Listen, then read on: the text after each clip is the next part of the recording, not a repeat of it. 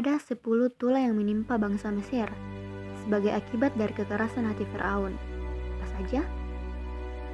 Setelah air menjadi darah, katak memenuhi tanah Mesir. Tulah selanjutnya adalah nyamuk. Setelah itu lalat ikat. Kemudian datanglah tulah penyakit sampar pada semua ternak orang Mesir, sedangkan ternak orang Israel tidak ada yang mati. Tulah selanjutnya adalah bara. Kemudian datanglah hujan es. Tulah selanjutnya adalah belalang memenuhi tanah Mesir. Dan tulah yang ke-9 adalah gelap gulita.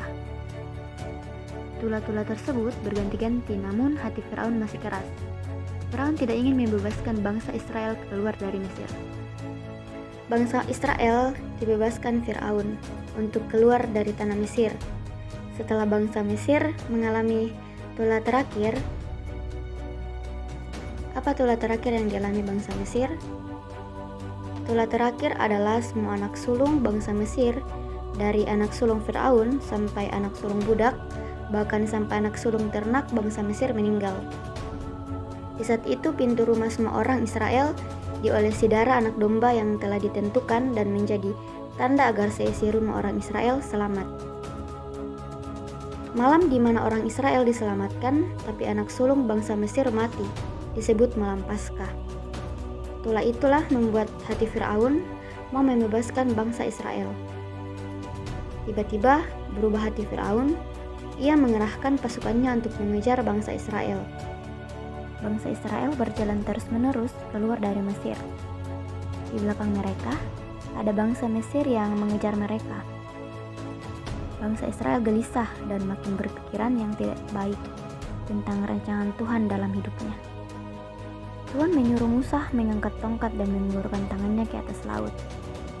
Musa melakukannya, dan air laut Teberau itu terbelah menjadi tembok kiri dan kanan. Lalu bangsa Israel berjalan di tengah-tengahnya. Sementara itu, bangsa Mesir sedang mengejar mereka. Namun, kereta mereka dikacaukan oleh Tuhan, sehingga mereka ingin kembali ke Mesir. Ketika bangsa Israel semuanya telah menyeberangi laut, Tuhan memerintahkan Musa untuk mengulurkan tangannya, dan air bersatu kembali. Pasukan Mesir yang mengejar mereka pun tenggelam. Terlihat mustahil, tapi pertolongan Tuhan tepat waktu. Setelah menyeberangi laut Teberau, mereka melanjutkan perjalanan ke padang gurun Syur. 3 hari lamanya, mereka berjalan dengan tidak mendapat air. Saat mereka sampai ke Marah, mereka tidak mendapat air karena pahit rasanya. Tapi Tuhan menunjukkan mujizatnya. Musa melemparkan kayu ke dalam air, lalu air itu menjadi manis. Sesudah itu mereka melanjutkan perjalanan mereka dan sampailah mereka di Elim. Di sana terdapat 12 mata air dan 70 pohon kurma.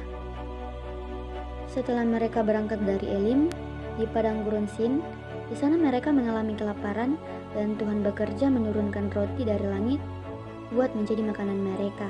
Setelah itu mereka lanjut dan sampai pada Refidim, yang dinamakan Masa dan Meribah. Di sana mereka tidak mendapat air, tetapi Tuhan kembali bekerja sehingga gunung batu di Horeb mengeluarkan air dan mereka bisa minum. Setelah 3 bulan perjalanan mereka, akhirnya mereka sampai pada gurun Sinai.